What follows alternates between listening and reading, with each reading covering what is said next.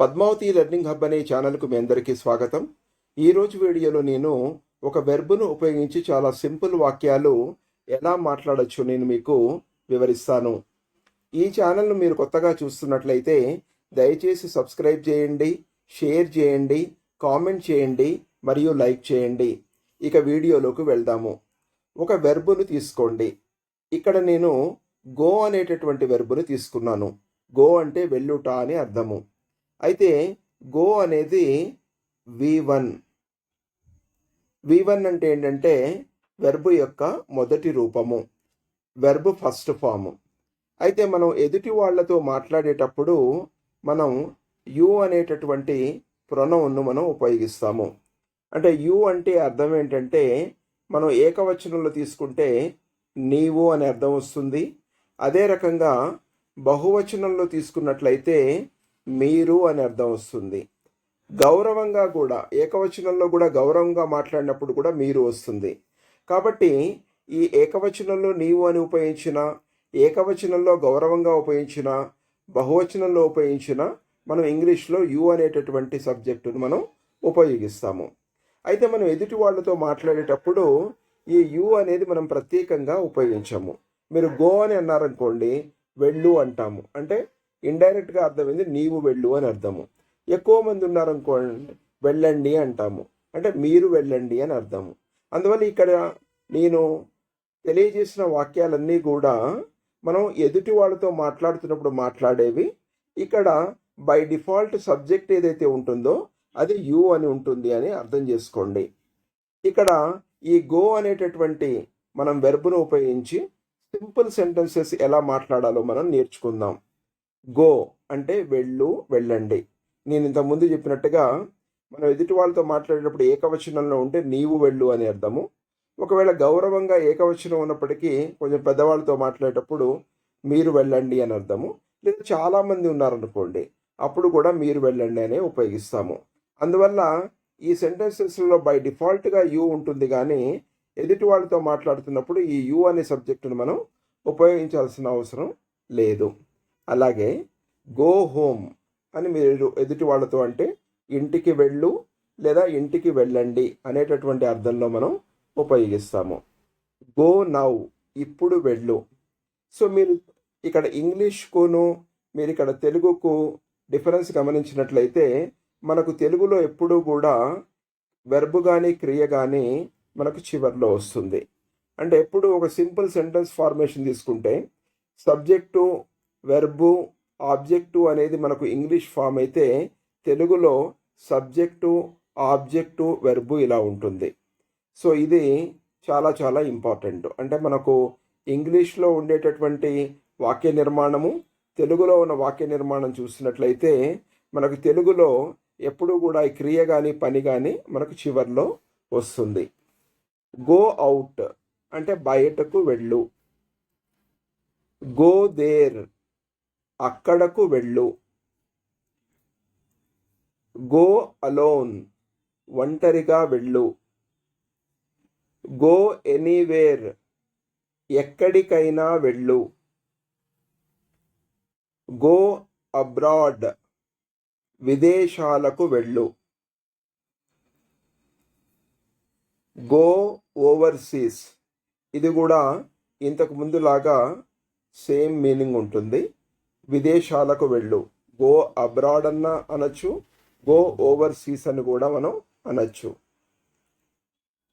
Go on అంటే you go on అన్నట్టుగా అర్థం. అంటే నీవు కొనసాగించు. లేకుంటే మనం యూని మనం బహువచనంలో తీసుకుంటే మీరు కొనసాగించండి అని అర్థం. అంటే మనం ఎదుటి వాళ్ళతో డైరెక్ట్గా మాట్లాడుతున్నప్పుడు ఆ నీవు, మీరు అనేది మనం ప్రత్యేకంగా మనం మెన్షన్ చేయము. డోంట్ గో అంటే వెళ్ళకు. అంటే గో అంటే వెళ్ళు అని అర్థము. మనం ఎప్పుడైనా అది పాజిటివ్ సెంటెన్స్, నెగటివ్ సెంటెన్స్ ఉపయోగించాలన్నప్పుడు మనం డు నాట్ అనేది ఉపయోగిస్తాము. అయితే ఈ డు నాట్కు షార్ట్ ఫామ్ ఏంటంటే డోంట్. సో గో అంటే వెళ్ళు అని అర్థము. వెళ్ళకు అనేటటువంటి అర్థంలో ఉపయోగించాలంటే డోంట్ అనేది మనం ముందుగా తీసుకోవాలి. డోంట్ గో నౌ అంటే ఇప్పుడు వెళ్ళకు. గో నవ్ అంటే ఇప్పుడు వెళ్ళు. డోంట్ గో నవ్ అంటే ఇప్పుడు వెళ్ళకు, లేదా దీన్ని డు నాట్ గో నవ్ అని కూడా మనం అనొచ్చు.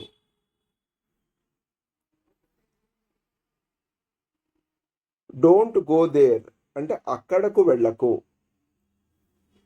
గో టుగెదర్ అంటే కలిసి వెళ్ళండి.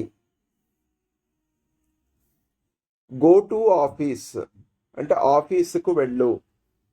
గో టు స్కూల్ అంటే బడికి వెళ్ళు. గో టు కాలేజ్ అంటే కళాశాలకు వెళ్ళు. అంటే ఏ ప్లేస్కి అయితే మనం వెళ్తామో ఇక్కడ టు అనేటటువంటి మనం ప్రిపోజిషన్ వాడాము. అంటే టు అనేటటువంటి ప్రిపోజిషన్ యొక్క మీనింగ్ ఏమొస్తుంది అంటే ఇక్కడ కు అని వస్తుంది. Go to the last room, మనం ఎవరైనా ఎక్కడైనా ఏదైనా అడిగారనుకోండి, ఎక్కడికి వెళ్ళాలి అన్నప్పుడు మనం go to the last room అంటాము, అంటే చివరి గదికి వెళ్ళు. Go to the first counter, చాలా కౌంటర్లు ఉన్నాయనుకోండి, సో ఏ కౌంటర్లో మనం టికెట్స్ ఇస్తారో ఎవరిని అడిగినప్పుడు so go to the first counter అని అంటాము. అలాగే గో టు హైదరాబాద్ అంటే హైదరాబాద్కు వెళ్ళు. గో టు ఏ మూవీ అంటే సినిమాకు వెళ్ళు. గో టు ద థియేటర్ అంటే థియేటర్కు వెళ్ళు, అంటే ఏకవచనంలో వెళ్ళు అంటాము.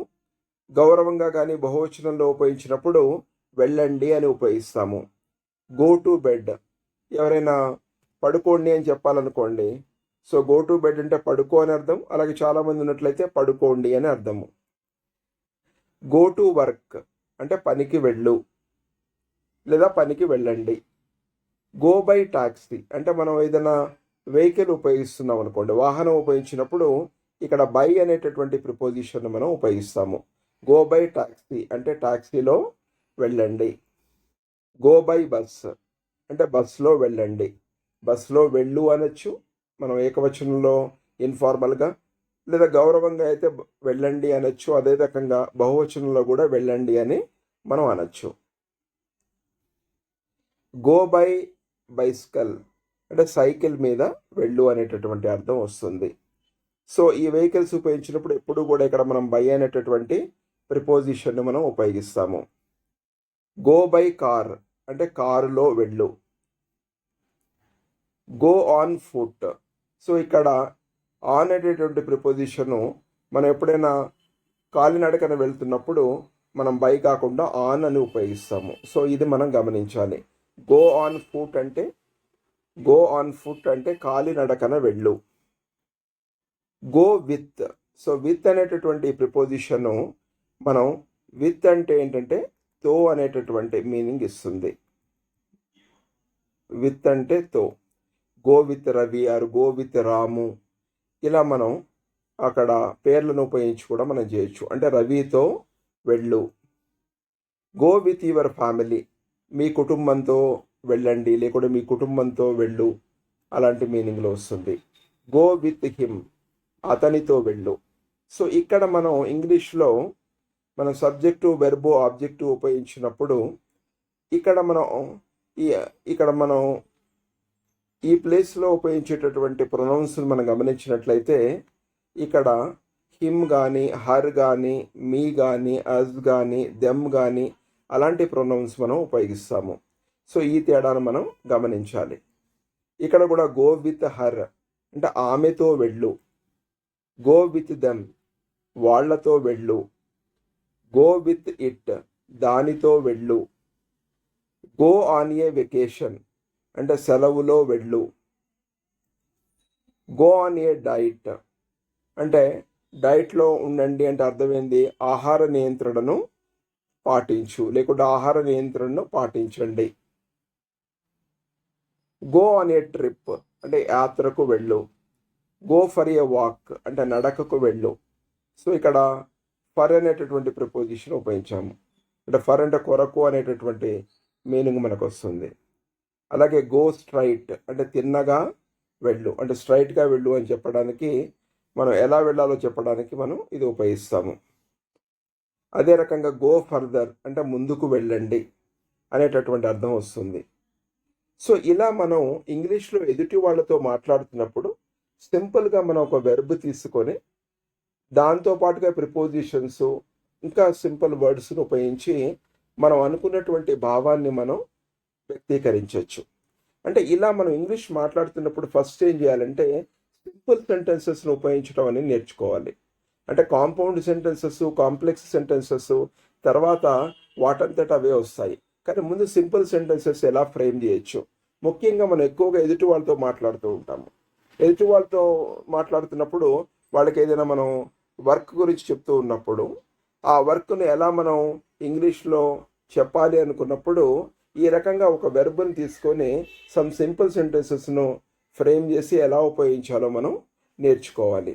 సో ఈ అన్ని సెంటెన్సెస్లలో ఎదుటి వాళ్ళతో మాట్లాడుతున్నాం కాబట్టి సెకండ్ పర్సన్ కాబట్టి యు అనే సబ్జెక్ట్గా ఉంటుంది. యు అంటే నీవు వస్తుంది, మీరు అనేటటువంటి అర్థం కూడా వస్తుంది.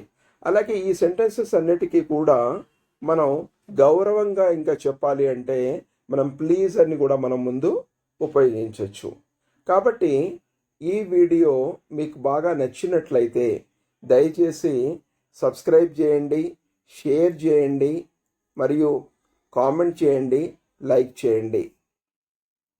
I wish you all the best. Thank you.